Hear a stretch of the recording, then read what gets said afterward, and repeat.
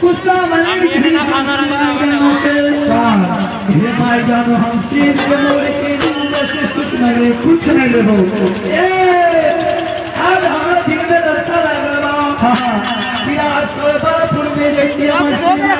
सब्जी हां ये सब्जी धोके कैसे शादी ब्याह हो गया महाराज से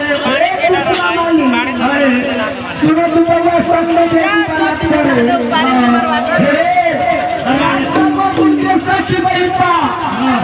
हमारा बेटा के गाड़ी ऐसे कहिए कभी